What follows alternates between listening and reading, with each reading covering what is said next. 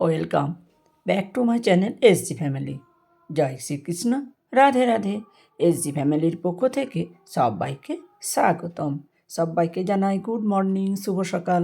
তার সাথে সবাইকে জানাই অনেক অনেক শুভেচ্ছা, অনেক অনেক অভিনন্দন। তো বন্ধুরা, সবাই কেমন আছো? আশা করি সবাই ভালো আছো। আমি চলে এলাম আজকে একটা গল্প নিয়ে। তো আবারও সেই বৃদ্ধাশ্রমেই ফিরে এলাম। দেখো গল্পটা শেষ পর্যন্ত, আশা করি তোমাদের ভালো লাগবে। তো বেশি দেরি করব না, তো চলো আমরা সরাসরি গল্পে চলে যাই। শেষ পর্যন্ত দেখো কিন্তু। জীবন দর্শন। আমি বৃদ্ধাশ্রমে আছি। আজ 5 বছর হতে চলল। ভালোই লাগে এখানে, নিজের মতো করে থাকা যায়। মন চাইলে বই পড়ি, না মন চাইলে গান শুনি। কখনো কখনো এখানকার অন্যান্য বাসিন্দাদের সাথে গল্প করি। আমার ভালো লাগে, আমি ভালো আছি। 2 ছেলে আর 1 মেয়ে। বড় ছেলে মৈনাক পেশায় ডাক্তার, সপরিবারে অস্ট্রেলিয়ায় থাকে। জীবন আমার ছোট ছেলেটা দেশেই থাকে, পৈতৃক ব্যবসা দেখাশোনা করে। মেয়েটা ব্যাংকে কাজ করে, ছুটির দিনে আসে আমাকে দেখতে।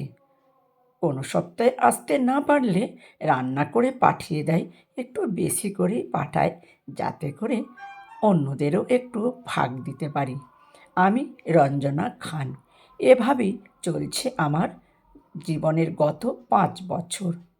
মৈনাকের বাবা মারা যাবার পর মাসখানেক পর হঠাৎ করে আমার খুব শরীর খারাপ হয়। আমাকে প্রায় মাসখানেক হাসপাতালে থাকতে হয়েছিল। কী যে সময় গেছে তখন! অর্থের অভাব নেই, নেই ইচ্ছারও অভাব, অভাব হচ্ছে সময়ের। হাসপাতালে সর্বক্ষণ থাকার, একজন প্রতিনিয়ত থাকা ডাক্তারের সাথে কথা বলা, ওষুধ খাওয়ানো, সময় ধরে আরও কত কী। বাড়িতে আসার পর আর এক ঝামেলা। সর্বক্ষণে দেখাশোনার জন্য একটা মানুষ কোথায় পাওয়া যায়?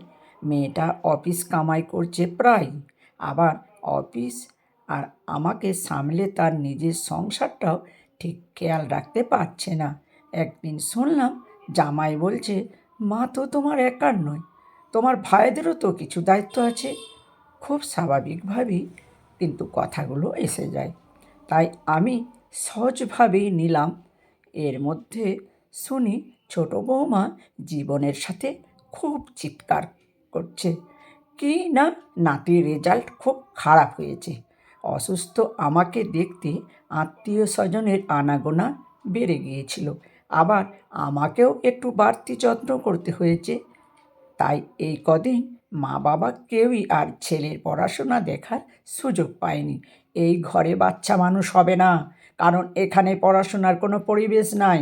সারাদিন আত্মীয় স্বজন, রান্না বান্না, এসবের মধ্যে বাচ্চা মানুষ হয়? বৌমায়ের জোর গলা।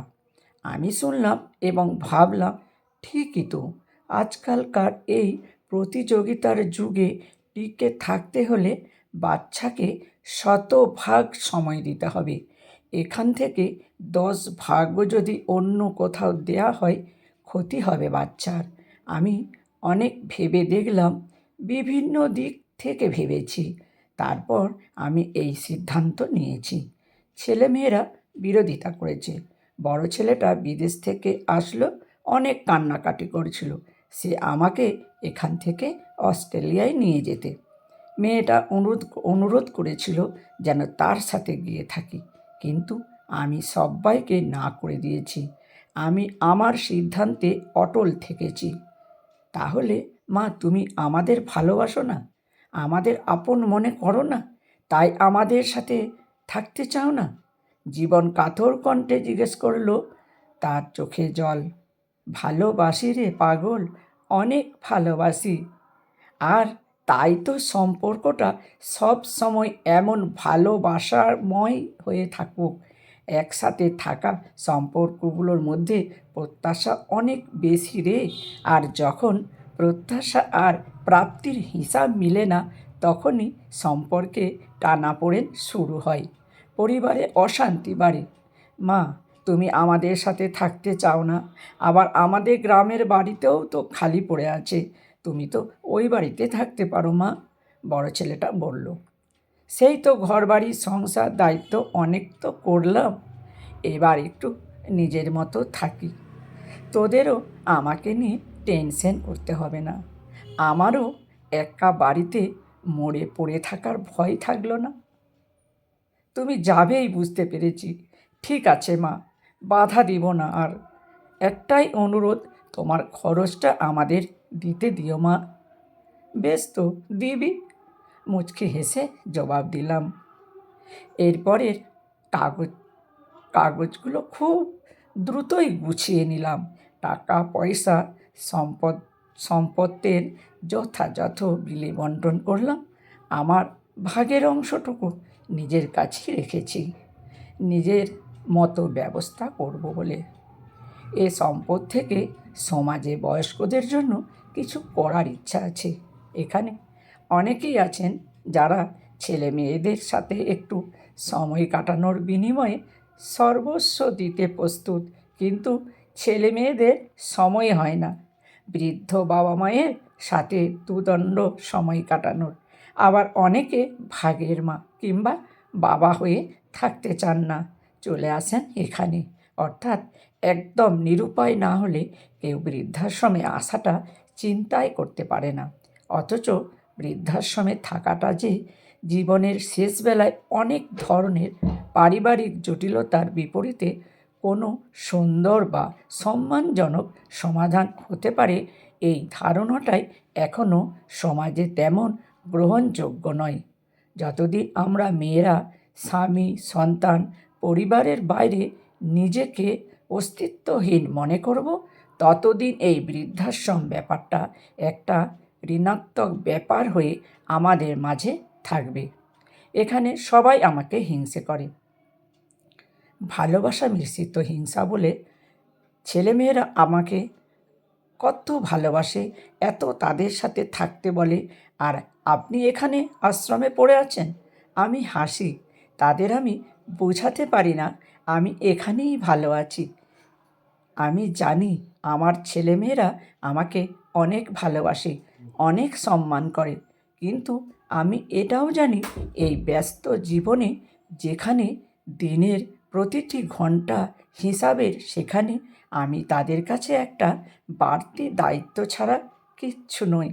একজন মায়ের জীবন শুধু ছেলেমেয়েদের বড় করে তোলা আর বৃদ্ধ বয়সে তাদের উপর নির্ভরশীল হয়ে বেঁচে থাকা নয়।